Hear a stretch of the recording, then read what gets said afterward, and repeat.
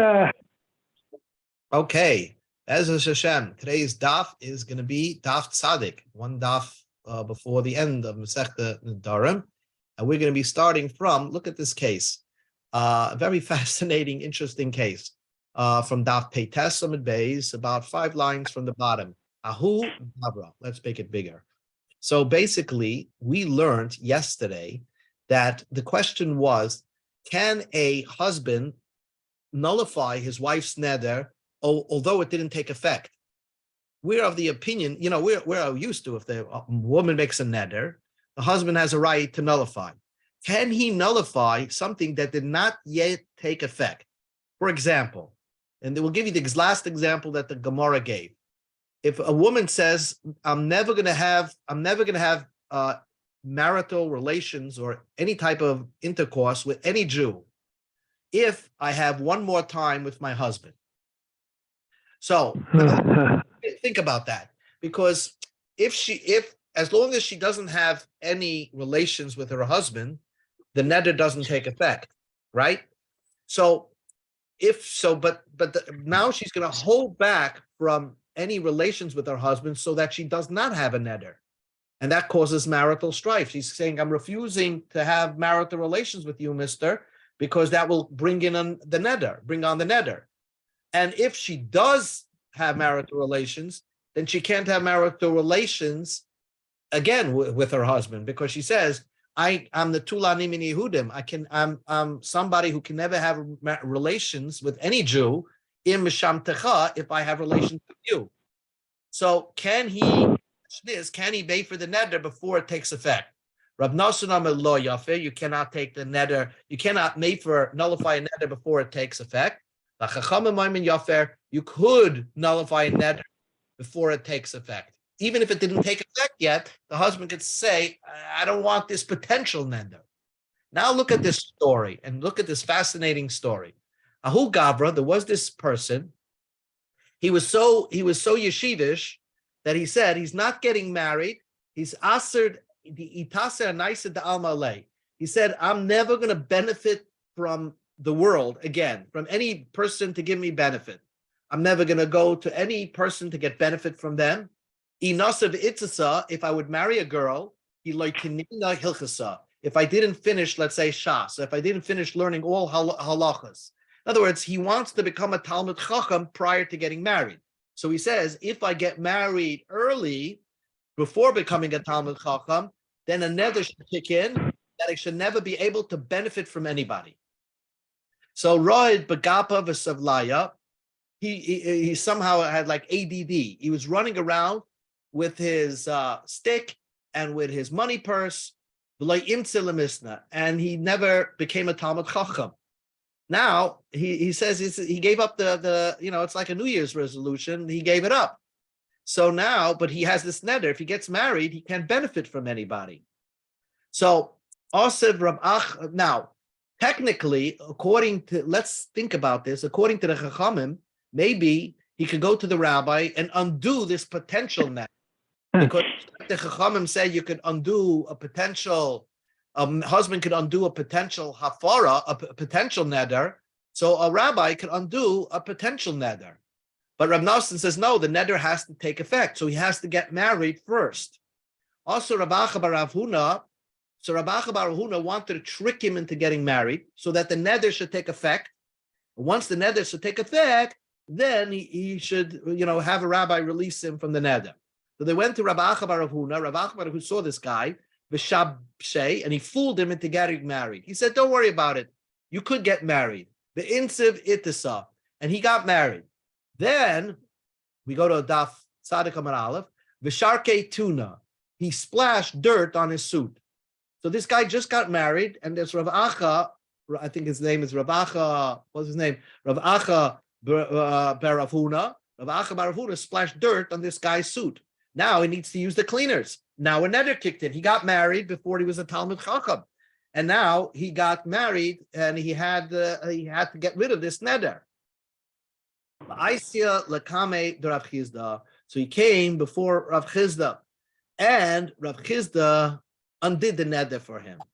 Rava said, Man chakem lemebet kol milse. Who is so smart to do such a thing? Ilav the Rav Acha bar Rav Huna. If it wasn't this like Rav Acha bar Rav Huna, who's so intelligent, the Gava Rabbahu, that he's such a great person.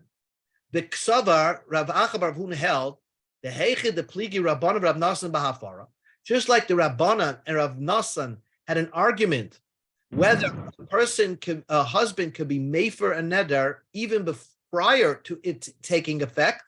They had the same argument whether a rabbi could undo a neder before it takes effect. And therefore, Rav Acha bar Rav Huna was concerned with Rav Nasan's opinion. And Rav Nasan's opinion says that a rabbi cannot undo a neder that did not yet take effect. So let's say you're a rabbi, and somebody comes to you and says, I made a neder that's supposed to take effect in 30 days, right? I made a neder that's supposed to take effect in 30 days. If you're a rabbi and then somebody comes like that, the rabbi, according to Rav Nasan, cannot undo that neder because it didn't take effect yet. So in order to trick the guy, in order to trick this person to making the neder take effect so he can have the rabbi undo it, Rav Acha bar Rav Huna convinced him to get married. Once he got married, the neder took effect, and then he had Rav Chizda undo the neder. So here's point number one of today's page, that just like there's an argument between Rav Nasan and Rabbanan whether a husband could nullify his wife's neder prior to it taking effect, right? Can a husband do that? Rabbanan said yes. Rav Nasan said no. Same thing, they also argue, b'she'ela. Can a rabbi undo a neder prior to it taking effect? Rabbanan say yes. Rav Nasan says no. Comes along Rav Papi Amar. Rav Papi said no. Machloikis bahafara.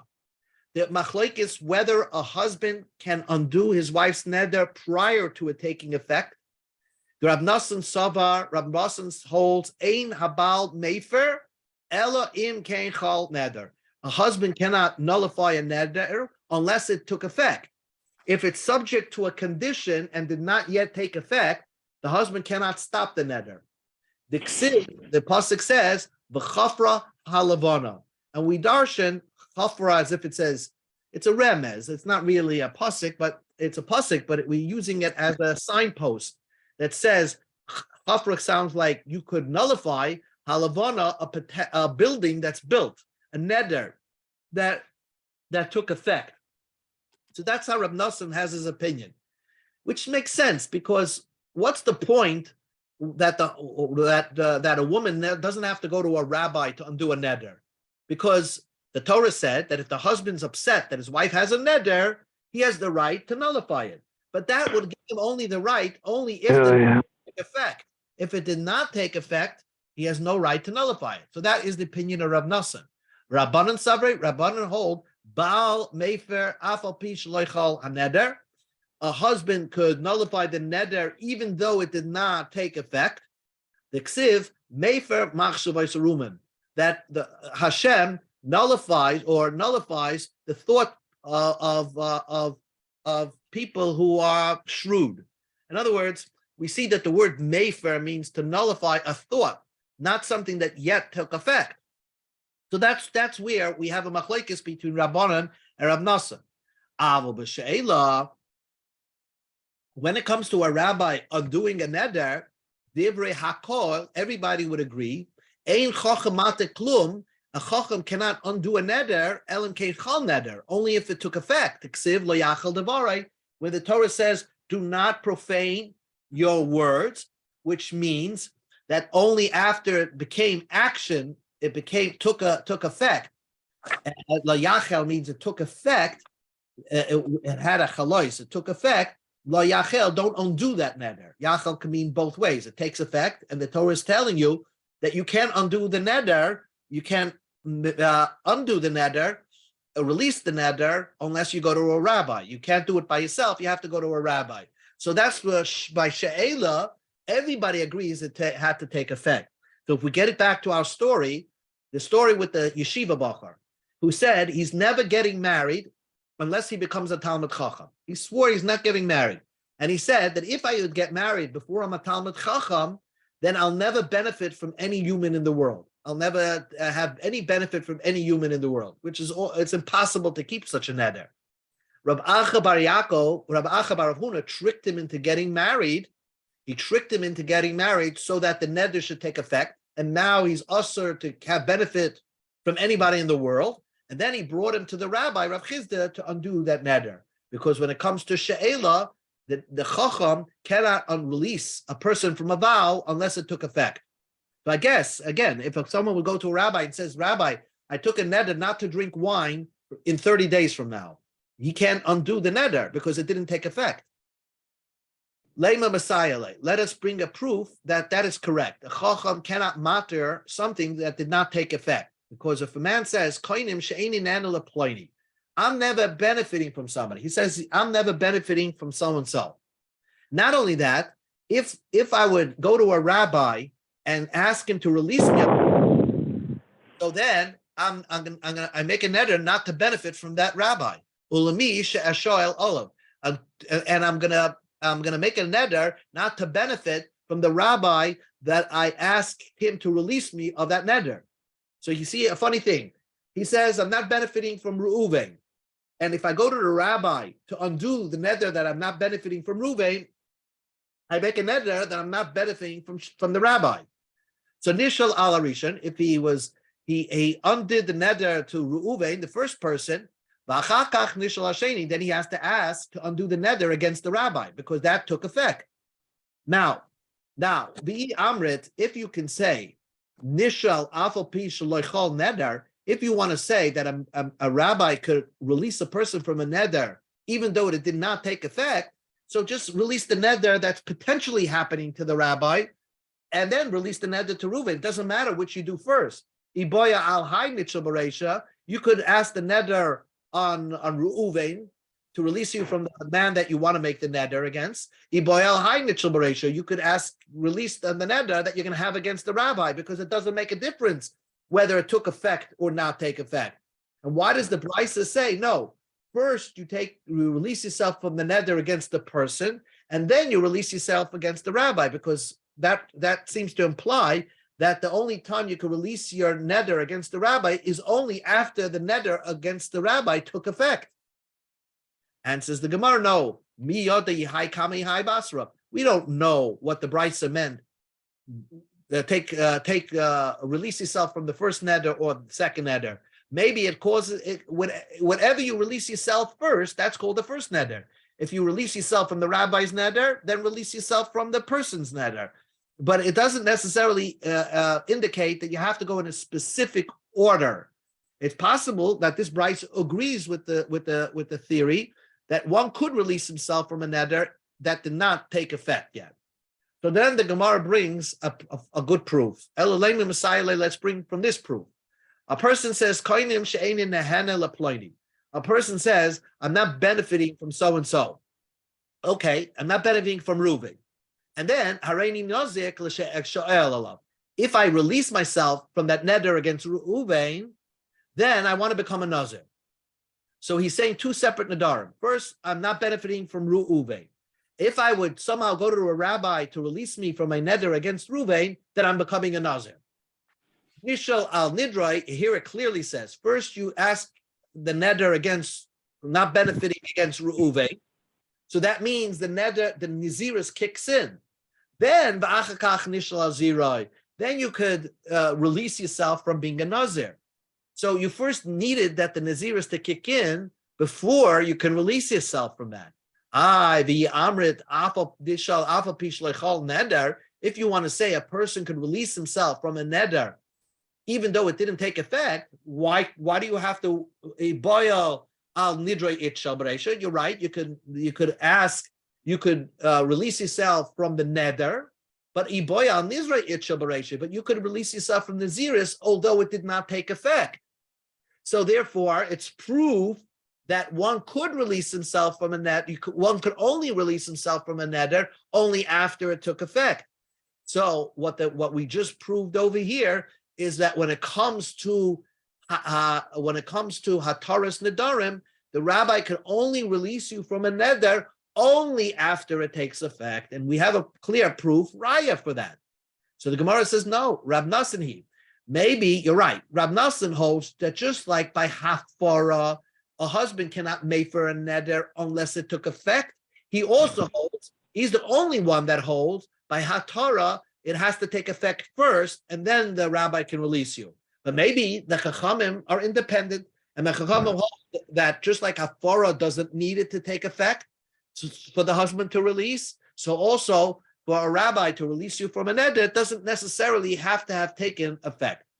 So that is opinion of that. We don't have any raya, but that was opinion number 2.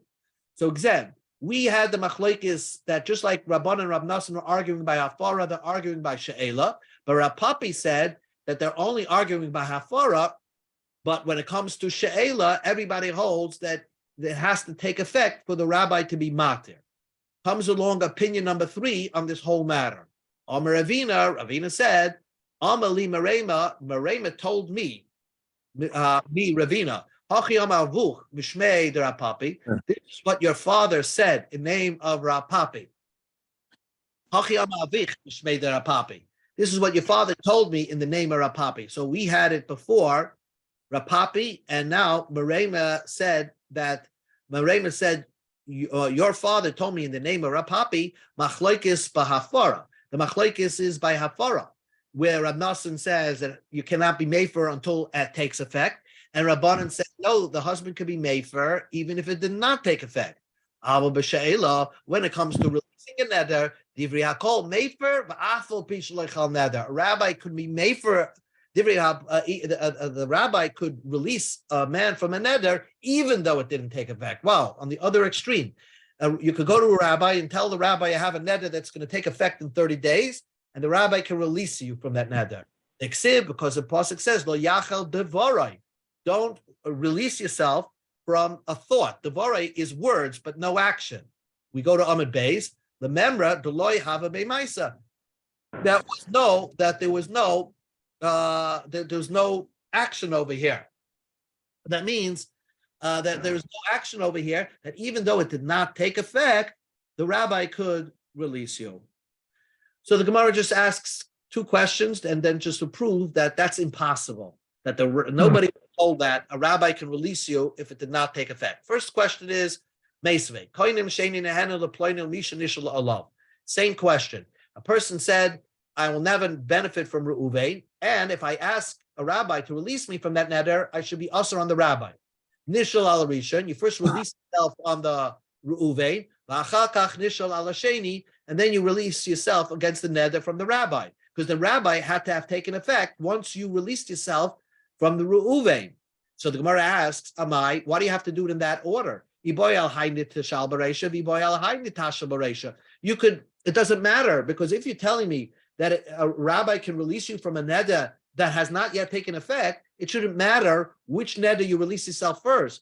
You don't have to wait till the neder on the rabbi takes effect. Even prior to that, you could release yourself from that neder, because a rabbi can release you even from something that did not take effect. So the Gemara says there's no proof from there. What do you mean? Do you understand what this brisa means? Which one you're releasing yourself first? Could be that you're releasing yourself from the neder that did not take effect first, which is the rabbi's neder, and then you're releasing yourself from your original neder against Reuven. So it's not a clear proof from this brisa. But from here, it's a proof that you cannot release yourself unless it took effect, because the following will just is the knockout blow. Meisvei, come the question, koinim sheini nehena. A person says, I'm never benefiting. If I make a neder, I'm not benefiting from Reuven. And if I release myself from that neder, then I want to become a nazir. So, nishal al nidre, first you release yourself from the original neder. Now, all of a sudden, what kicks in, you become a nazir. Nishal al nidre, then you could release yourself from becoming a nazir.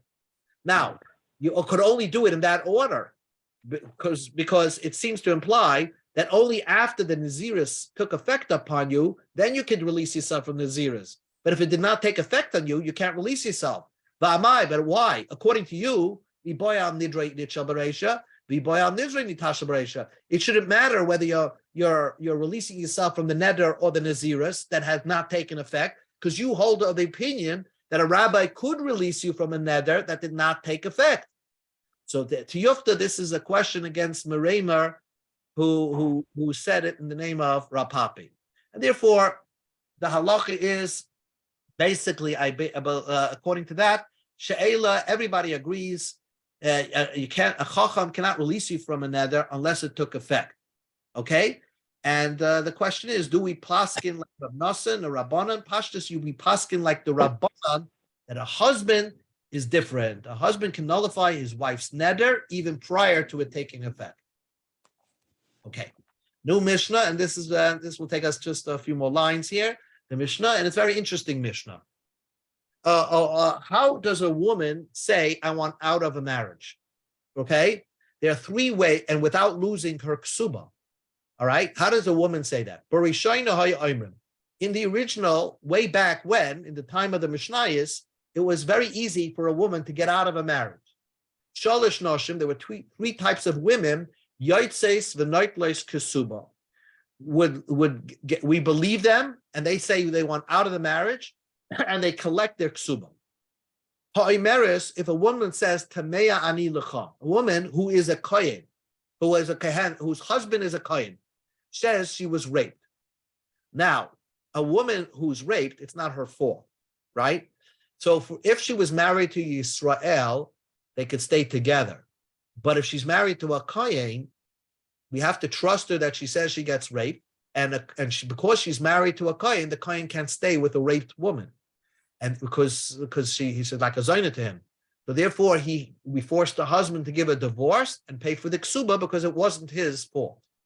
That's case number one. Case number two is very interesting. Shemayim beini levanecha. She says, we are so distant from each other, like the heavens distant from me. And what she's basically saying, that her husband has erectile dysfunction and they can't have children. And she feels it inside her that he can't do it. And therefore, Layalenu, we can tell her, stay married because you don't have a chiyuv to have children. But she could always say, but I want somebody in my old age to, be there when they put me in the ground. So I do want children. So that's enough to say that we trust her, that he can't have, he has dysfunction, and therefore we would say she gets divorced and she could take a ksuba. Or here's another case, and Nebuch, people are like this. If the woman says, Natula ani min Yehudim, I'm such a woman that I cannot have marital relations with any Jew. In other words, I want to get out of this marriage and never get married again because Loyalena, psychologically, having intercourse causes her pain. And therefore, she can't get married, Loyalenu. And therefore, then we would trust her. We'd force the husband to give a divorce, and she would collect her ksuba. Nevertheless, you can see right away, without the Mishnah telling you, that this could lead to a problem. Let's say she has her eye on a younger man. She's having an affair with a younger man. Oh. So therefore, she's going to say this to get out of the marriage. And therefore, Chazru Laima, they retracted this easy way out for a woman. We don't want a woman to give her eyes onto a young man, just to get rid of her husband. So therefore, if she says she was raped, she has to prove it. If she says her husband has an erectile dysfunction, can't have children, we try to make a shulam between them that they should continue to live, although they won't have children. If she says she can never, she says a neder, she makes a neder, so to speak, that I'm never having tashmish with any Jew, then he should release her from the part of the tashmish that affects him. And they should continue to have relations as best as they can. But the neder that affects the other Jews, if he would die, she won't be able to get married to somebody else. So again, we try to keep the shulam over here, and we try to keep them married because we're always concerned that maybe she had a different, it's really not true what she's saying. She just wants to get out of the marriage to go off, elope with somebody else. One more thing that the Gemara discusses, as a woman, we said she was raped, right? So technically, in the early part of the Mishnah, they would say she goes free and she gets divorced, right? In the latter part of the Mishnah, says no, we don't let her go free, but until she proves it. And if she can't prove it, then they have to remain married. But she's saying that I was raped by a goy. So if she's married to a kohen, the question is, based on her word, will we allow her to eat truma? Amra, she said, labala, to her husband, who's the kohen, Tmeani, I was raped by a goy. Ma'u shetoichel betruma. Can she now eat truma? She has no proof. It's just based on her say so. So Rav's she should eat truma. Why? Because if she's going to have another child with this husband, people are going to say that that child is not a kohen. The kohen wasn't supposed to marry her or remain married to her. Haraya, she's not eating truma. She must be a zona. So we shouldn't cause a rumor against her future children that she's going to have with this person. But Rava says, she doesn't eat truma because people don't have to know that she's on purpose not eating truma. Maybe, she can eat kulin. Maybe she can say she likes kulin better, or she doesn't have to make an announcement that she's not eating truma. So therefore, if she basically said, Tmeani, I got raped, we have to tell her not to eat truma, and she still has to remain married to the kohen. Rava says, Rav Sheshes would agree. Rav Sheshes says, even while she's married, she could eat the truma if she said she was raped. But she'im armala, if she became a widow, she would not eat truma. Why? What's the whole reason Rav Sheshes says she can eat truma while she's married to the kohen? We shouldn't degrade her children, suspect that her children something wrong with them because she's not eating truma and she must be a zayna. But once she's a widower, v'niskarsho, she got divorced, Amri, she shouldn't eat truma. And she had children with the guy. People will say when she was not a zayna when he was married to her, but when he died or he gave her a divorce, she got raped or she had an affair with a guy. Hashahudi isnisa. Here now she became forced into an affair with a guy, and that's why she became a zayna who had relations with a guy, and that's why she's not eating truma. So even Rav Sheshes would agree that after the marriage ended, she is not permitted to eat truma. Okay, we'll continue with this topic tomorrow in Sadik Aleph for the Siyam, Bez Hashem. Amen. Shkaya, thank you so much. Have a good night. Have a good night. Agit na Chodesh.